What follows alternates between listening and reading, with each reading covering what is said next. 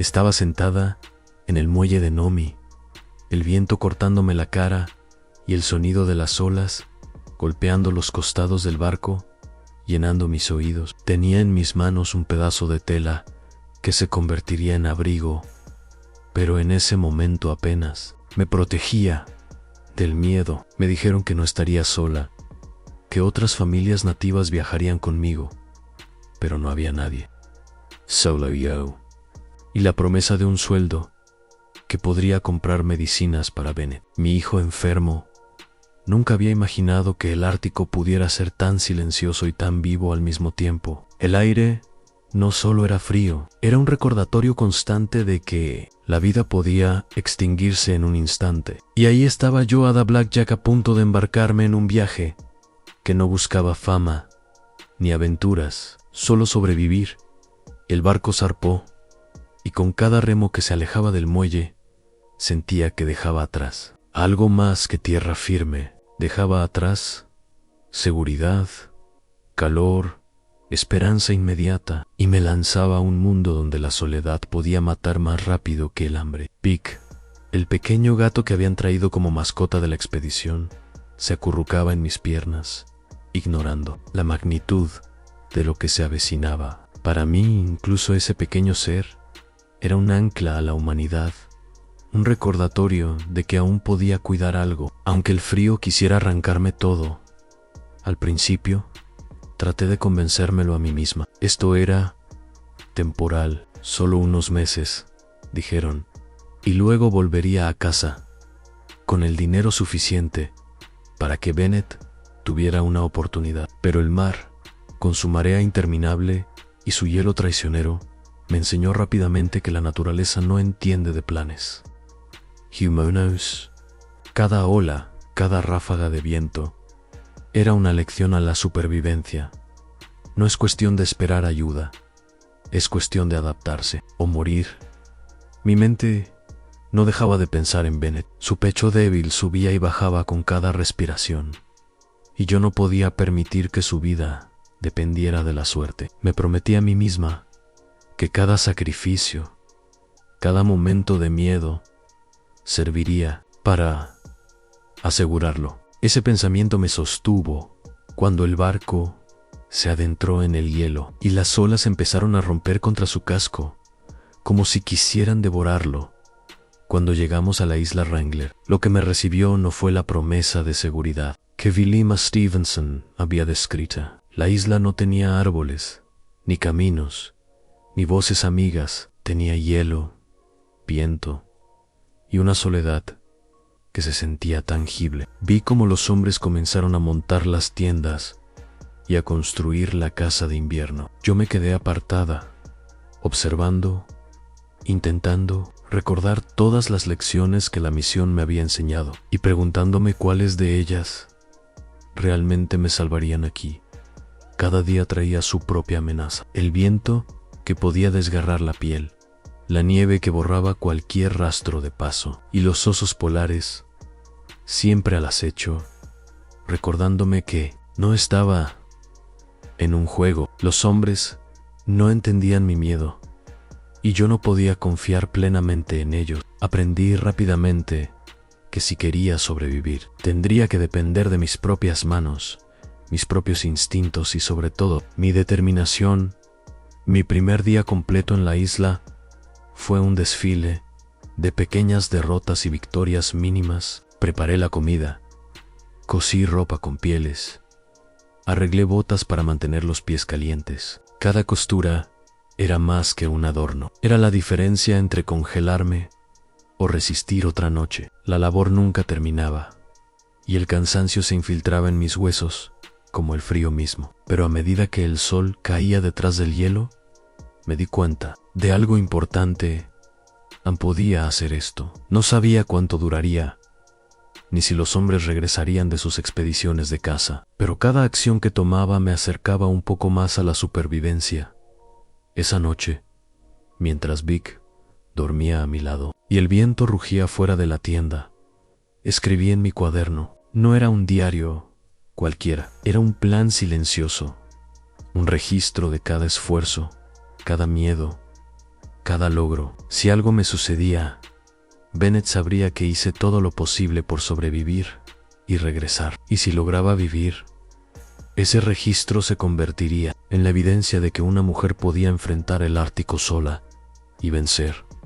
El primer mes en la isla pasó entre frío, trabajo constante y una ansiedad que nunca me abandonaba del todo. Cada sombra en la nieve parecía un oso, cada crujido del hielo una advertencia. Aprendí a escuchar el silencio, a entender la diferencia entre los ruidos que significaban peligro y los que solo eran parte de la isla. Cada día era un reto de paciencia, habilidad y resistencia. Y en medio de todo eso, un pensamiento nunca me abandonaba. Ann Bennett necesitaba que yo sobreviviera. La primavera llegó como una promesa que se negaba a cumplirse del todo. El hielo comenzó a ceder lentamente, y los primeros signos de vida aparecieron en la isla. Aves regresaban, los huevos comenzaban a llenarse, y el sol iluminaba el paisaje que antes parecía muerto. Para mí, cada pequeño movimiento de la naturaleza era un recordatorio de que aún tenía una oportunidad. Pero esa oportunidad exigía trabajo constante, vigilancia y cuidado extremo. Construí una plataforma elevada cerca del campamento para vigilar los alrededores, especialmente los osos polares. Cada sonido en la distancia podía ser la señal de un depredador o de la llegada de ayuda. Aprendí a moverme en la nieve de manera silenciosa, a cazar y atrapar animales, a preparar carne y almacenarla sin que se echara a perder. Todo lo que había aprendido, cosiendo y preparando ropa para mantener el calor, se convirtió en un escudo invisible contra la muerte. El primer sello que capturé me dio una sensación de triunfo indescriptible. Sabía que su grasa y carne serían vitales para sobrevivir otro invierno. Cada presa atrapada se convirtió en medicina, en calor y en vida. A medida que pasaban los meses, mi habilidad aumentaba, y con ella mi confianza. Aprendí a disparar con el rifle, a seguir rastros de animales y anticipar los cambios de clima. La isla ya no me parecía completamente hostil. Empezaba a sentir que podía adaptarme a ella. Sin embargo, la soledad era un enemigo constante. Vic, mi pequeño gato, se convirtió en la única compañía real, una presencia que me recordaba que no estaba completamente sola. Hablar en voz alta, aunque solo para él, era una manera de mantener la cordura. Me contaba mis planes, mis temores y mis pequeñas victorias, y de alguna forma eso me daba fuerza. El verano trajo consigo nuevas lecciones. La luz constante era un regalo y una tortura.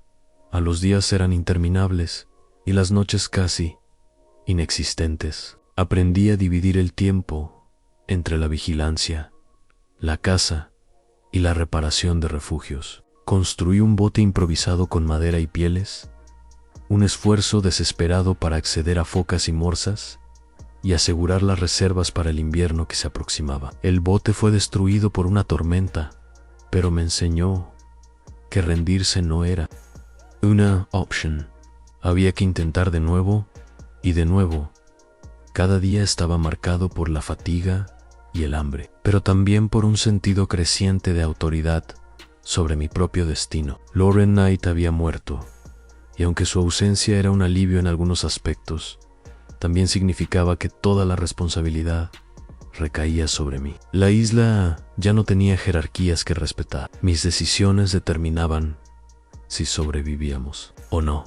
El invierno siguiente llegó, más cruel que el anterior. El frío se infiltraba en cada capa de ropa, y la oscuridad persistente jugaba con la mente. Aprendí a racionar los suministros cuidadosamente, a preparar carne de manera eficiente y a mantenerme vigilante ante cualquier peligro. Cada sonido de hielo rompiéndose o cada sombra moviéndose podía significar la diferencia entre la vida y la muerte.